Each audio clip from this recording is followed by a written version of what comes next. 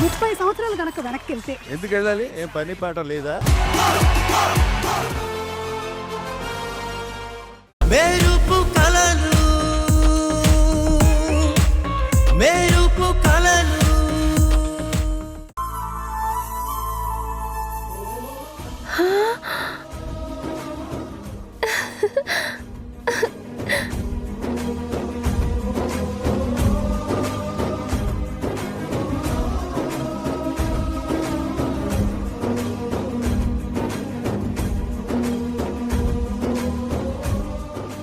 అక్క, థ్యాంక్స్ అక్క.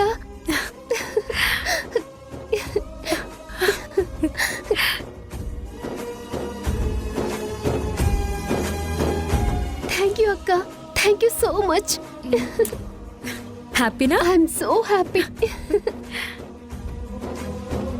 చూసారా అత్తయ్య, అక్కకి నాకేం కావాలో తెలుసు. నేను అడగకుండానే నాకు కావాల్సింది ఇస్తుంది. నిజమేనమ్మా.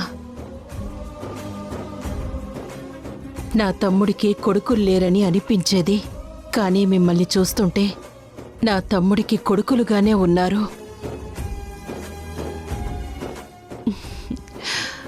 అంతా వాడి అదృష్టం. కానీ మనకు దూరం చేసి ఆ దేవుడు అన్యాయం చేశాడు.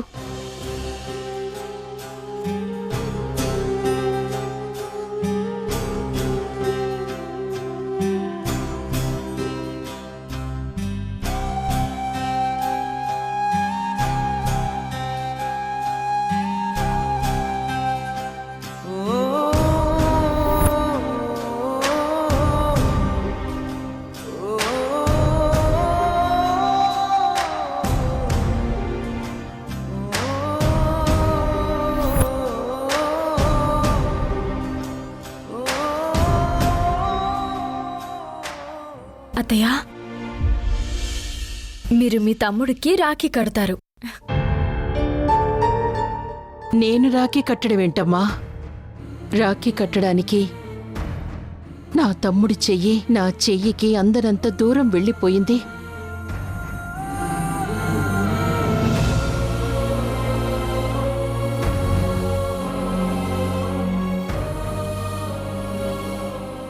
ఇంకా రాఖీ కట్టే అదృష్టం నాకెక్కడుందమ్మా? మేం కట్టిస్తామత్తయ్యా. మీరు కట్టిస్తారా? అవునత్తయ్యా, కానీ మీరు పని చేయాలి. కళ్ళు మూసుకోండి.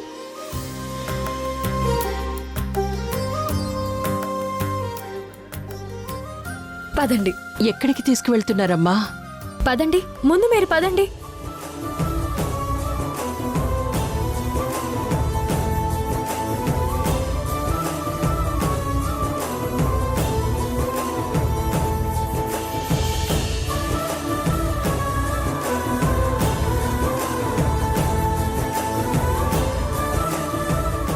పదండి అత్తయ్యా.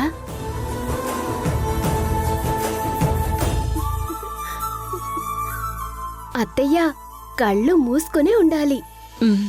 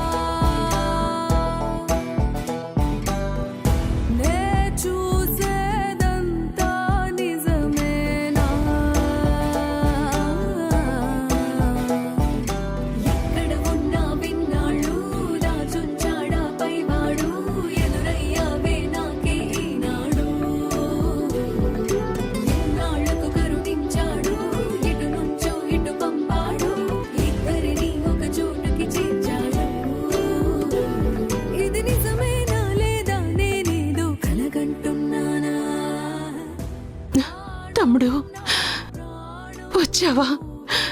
నా కోసం వచ్చావా?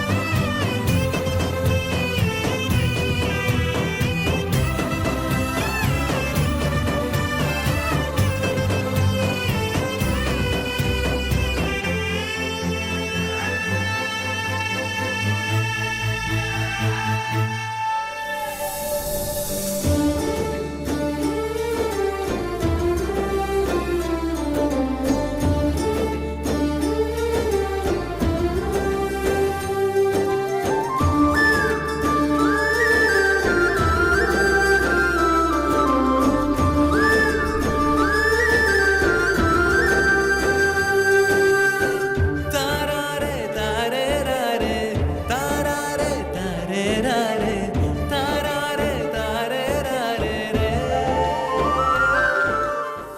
అత్తయ్య,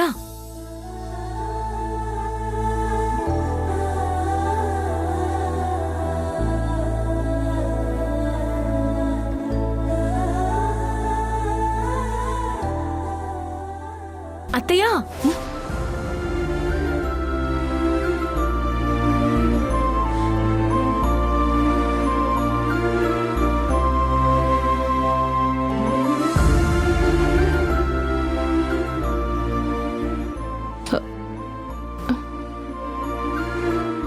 అంటే ఇప్పుడు నేను కట్టింది, స్వీట్ తినిపించింది అదంతా మీరు కట్టింది నా చేతికత్తయ్య.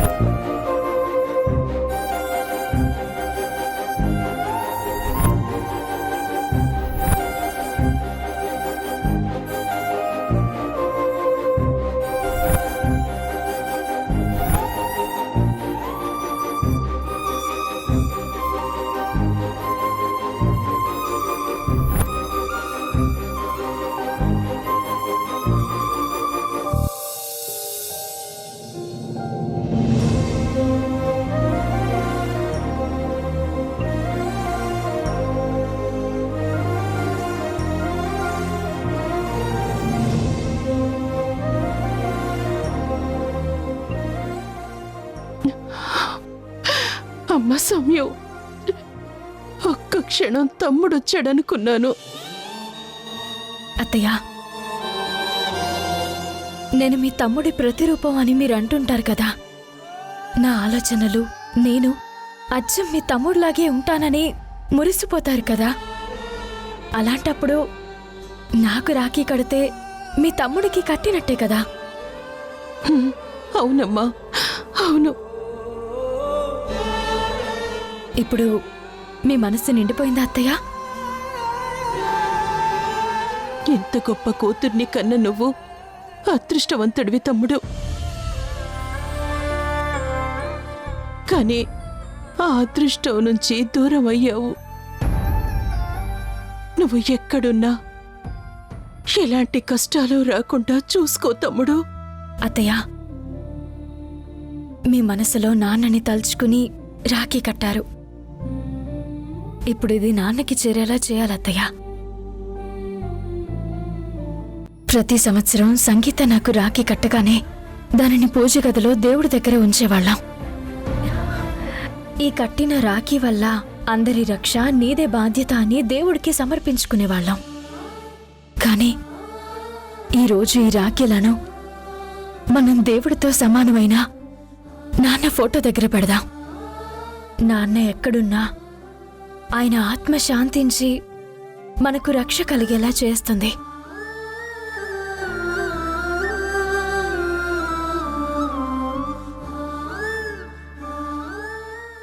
మీరు అనుక్షణం నా వెంటే ఉంటారని నాకు తెలుసు. ఇప్పుడు అత్తయ్య కట్టిన రాఖీని మీరు చూస్తున్నారని నాకు తెలుసు. అత్తయ్య కట్టిన రాఖీ, చెల్లి కట్టిన రాఖీ స్వీకరించి మమ్మల్ని ఆశీర్వదించు నాన్న.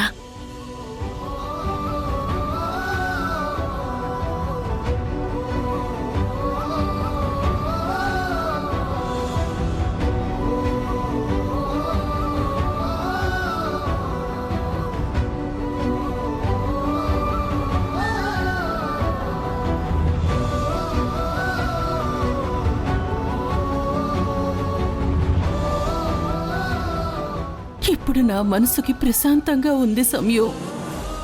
నిజంగానే నా తమ్ముడికి రాఖీ కట్టిన అనుభూతి చెందాను. ఉదయం నుంచి నేను పడుతున్న బాధ, ఆవేదన క్షణంలో తీసేశావమ్మా, క్షణంలో తీసేశావు.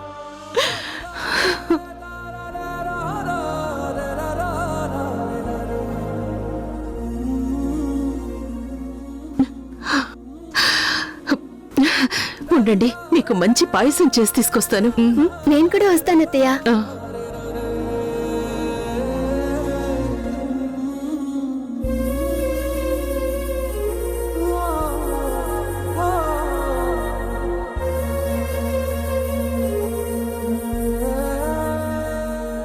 సమయు, నాన్న మీరెప్పుడొచ్చారు? నువ్వు నా స్థానం తీసుకొని మా అక్కతో రాఖీ కట్టించుకుంటున్నప్పుడు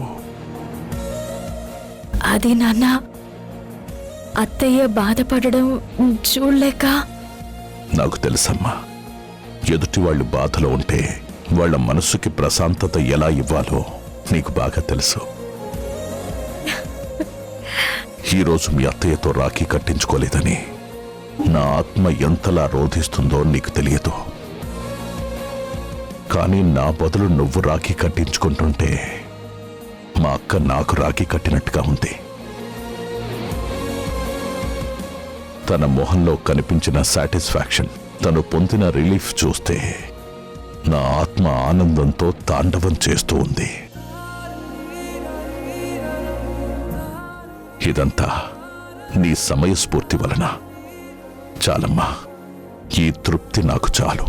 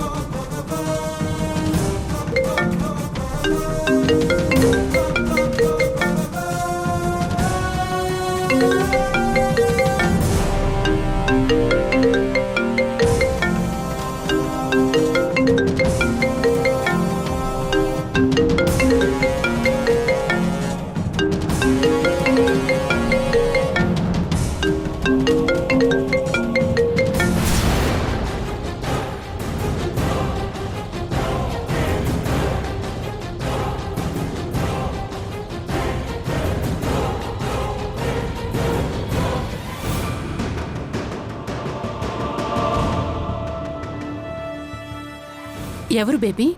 చెప్పాను కదా మమ్మ, స్పాన్సర్స్ అని. వాళ్ళకి సంబంధించిన ఎగ్జిక్యూటివ్ కాల్ చేస్తున్నారు. ఏంటి సౌందర్య ఫోన్ లిఫ్ట్ చేయట్లేదు? కొంపదీసి కోపం వచ్చి ఫోన్ లిఫ్ట్ చేయట్లేదా ఏంటి? ఒకవేళ అదే నిజమైతే రాహుల్ బాబు నన్ను చంపేస్తాడు. మళ్ళీ వాళ్ళే అనుకుంటా. మాట్లాడు. అలాగే మమ్మ. హలో. హలో సౌందర్య. అలాగే అండి, మీరు చెప్పినట్టుగానే వచ్చి కలుస్తాను. ఓకే ఓకే, ఆన్ టైంలో ఉంటాను.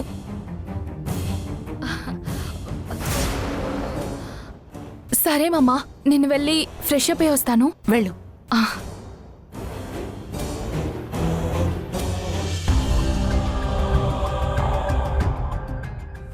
అనుకున్న పని సాధించాలని ఏమాత్రం తపనుంటే చాలు.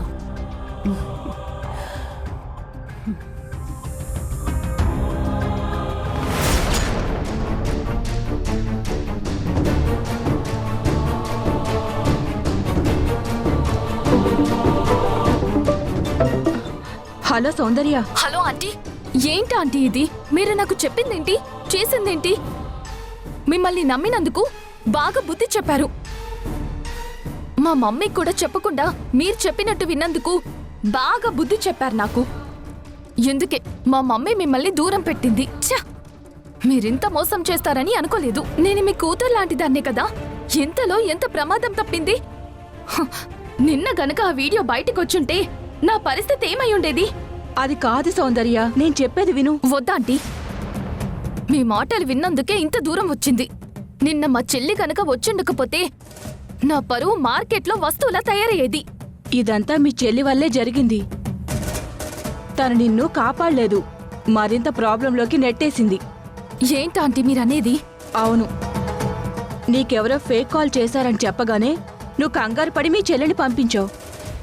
ఆవిడ గారొచ్చి హడావిడి చేసేసరికి వాళ్ళ ఈగో రేజ్ అయ్యి కావాలనే టెలికాస్ట్ చేస్తున్నామని చెప్పారు.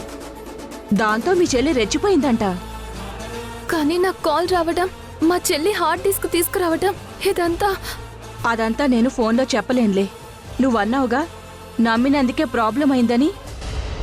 అది నన్ను నమ్మినందుకు కాదు, మీ చెల్లిని నమ్మినందుకు. నువ్వు వెంటనే బయలుదేరి ఆఫీస్కి రా, అన్నీ డీటెయిల్డ్గా మాట్లాడుకుందాం.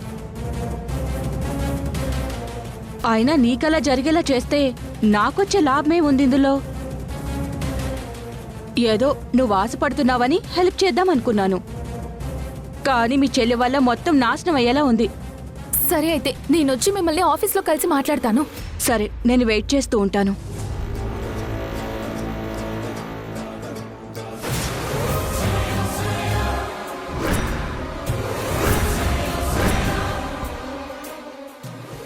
మొత్తం వినేసిందా? అయినా వింటే వినని, నాకేంటి ప్రాబ్లం? ఏంటక్క ఇది? ఎక్కడికి వెళ్తానంటున్నావు? మళ్ళీ ఎక్కడికి వెళ్తున్నావు? ఏం చేస్తున్నావు? ఏంటి నీ ప్రాబ్లం? నేనేం చేస్తున్నాను, ఎక్కడికి వెళ్తున్నాను అనేది ప్రతిదీ నీకు చెప్పాలా? అసలు నా గురించి ఏమనుకుంటున్నావు? ఏంటి నాకు రూల్స్ పెడుతున్నావు? నేను రూల్స్ పెట్టడం లేదక్క, నీ మంచి కోసమే చెప్తున్నాను. ఇప్పుడు మనం ఉన్న పరిస్థితుల్లో మనకేదైనా ప్రాబ్లం వస్తే మనం తట్టుకోలేమక్క. అర్థం చేసుకో ప్లీజ్. ఓ, నిన్నేదో నాకు హెల్ప్ చేసావని పొద్దున్నే నన్ను కంట్రోల్ చేయాలని చూస్తున్నావా? ఈ సౌందర్యాన్ని కంట్రోల్ చేయాలనుకోవడం కుదరని పని. అయినా నిన్న నీ వల్లనే అక్కడేదో ప్రాబ్లం వచ్చిందని నాకు తెలిసింది. ఒకవేళ అది నిజం అయితే నేనేం చేస్తానో నాకే తెలీదు. నేను ఫ్రెష్ అప్ అయి వెళ్ళాలి. నీతో కబుర్లు చెప్తూ కూర్చునేంత టైం నా దగ్గర లేదు. తప్పుకో. అక్క ప్లీజ్ అక్క, నువ్వు చేసిన యాడ్ గురించి అమ్మకి తెలిస్తే తను తట్టుకోలేదు. పైగా ఒక్కసారి నాన్నగారి ఆశ గురించి ఆలోచించు. నువ్వు నీ మనసులో నుండి మిస్ ఇండియా అనే ఆలోచనని తీసేయక్క ప్లీజ్. ఈ రోజు నేను నిన్న ఎక్కడికి వెళ్ళనివ్వనక్క.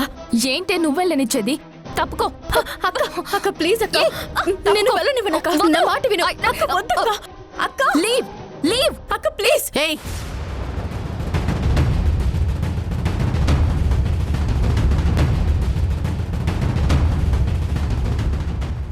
అమ్మా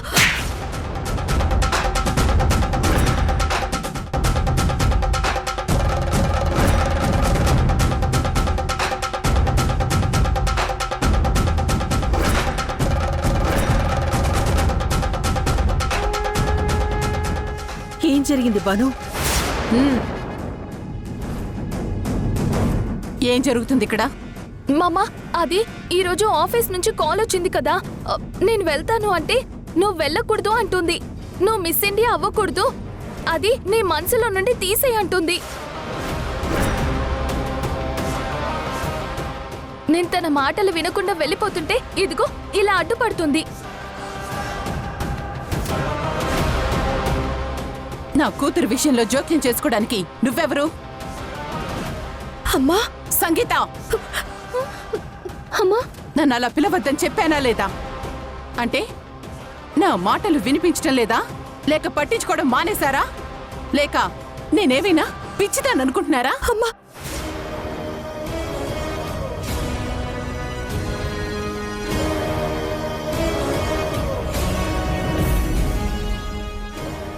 మీరందరూ మీ ఇష్టానికి ప్రవర్తిస్తే నాకే ఇబ్బంది లేదు. కానీ నా విషయంలో కానీ సౌందర్య విషయంలో కానీ తల దూర్చాలని చూస్తే మరో భానుమతిని చూడాల్సి ఉంటుంది. జాగ్రత్త. మళ్ళీ నాకు దగ్గర కావాలన్నా, నన్ను ఆప్యాయంగా అమ్మ అని పిలవాలన్నా ముందు చేసిన తప్పుని తెలుసుకొని ఆయన ఉన్నప్పుడు ఎలా ఉండేవాళ్లమో, సొసైటీలో మనకి ఎంత మర్యాద ఉండేదో అదంతా ఎవరి వల్ల కోల్పోయామో మళ్ళీ వాళ్ళు దాన్ని బిల్డ్ చేయాలి. అలాగే సౌందర్య కెరీర్ని నిలబెట్టాలి. అప్పుడు నన్ను అమ్మ అనే అర్హతని పొందుతారు.